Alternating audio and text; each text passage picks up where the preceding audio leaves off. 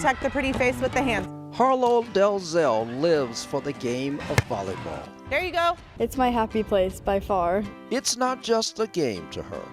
It's where her soul takes flight. Good reach.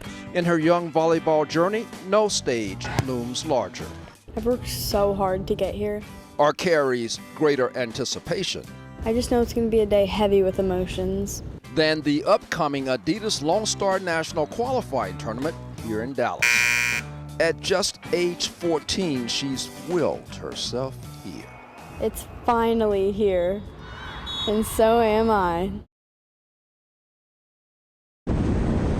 Over an extended school weekend, Harlow traveled with family friends to their farmhouse near Temple, Texas. He's going to bite you. No, he's not. After several fun-filled days surrounded by the majestic scenery of Central Texas, the group was finally hours from heading home. I get a call at about noon on October 13th. It was Lisa, the friend and neighbor, watching over Harlow. She is frantic on the other end, and she said, Harlow's had an accident.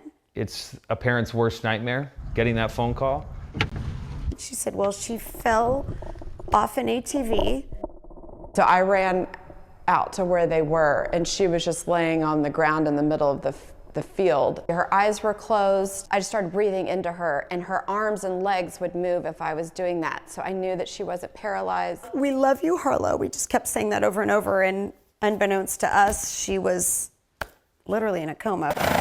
Med 1-5. A helicopter's coming to get her, and I think our world stopped in that moment. Knew that she possibly had a brain bleed or a skull fracture, and she needed her airway to be taken over, so we elected to intubate her. Be there in about 9 minutes if we can have a stretcher on the pad. In Oklahoma for a birthday celebration, Harlow's family now is facing a frantic 5-hour drive. That is until a friend called, offering a lifeline. I found somebody to fly you guys there. We'd met the guy for 5 seconds. I hoped he was a pilot. I mean, he might have been the postman. We just got on the plane. Pilot Colin Hatley volunteered his services, and within an hour, they were on the ground in Temple, Texas. We arrived at the hospital. Harlow was in the ICU. She's intubated. She can't breathe on her own. Completely unresponsive. The doctors had warned us she may never wake up. She really had injuries to almost every part of her brain. I've seen patients, they are bedridden, they can't eat, they can't talk, they can't move.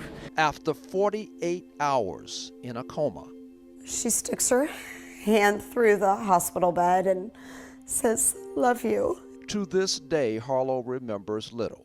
We had water balloons in our hands, and we were spraying a spider, this really big spider.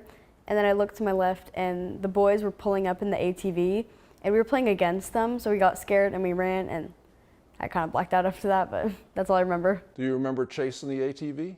Nope. Weeks later, Harlow began intensive rehab at Children's Medical Center, Dallas. I just kept saying to myself and to other people and the doctors, I was like, am I going to be able to play? Like, when am I going to be able to play? Out, cross, Harlow. After enduring a life-changing trial, Harlow made her way back, ready to stand with her team one more time. She had her mind made up that she was going to recover and she was going to play volleyball. I was worried I wasn't really going to be able to not know how to play the game, but understand the game a lot easier than I thought it was going to be. It was a weekend full of emotions. Yeah, girl! This woman gave me back my daughter. She gave me back my daughter, and I am so grateful. For Harlow, it wasn't just a comeback to the game, it was a comeback to life itself. It almost feels surreal that we're here. Today, she plays with the heart of someone who knows what it means to fight for every moment. In Dallas, I'm Arnold Payne.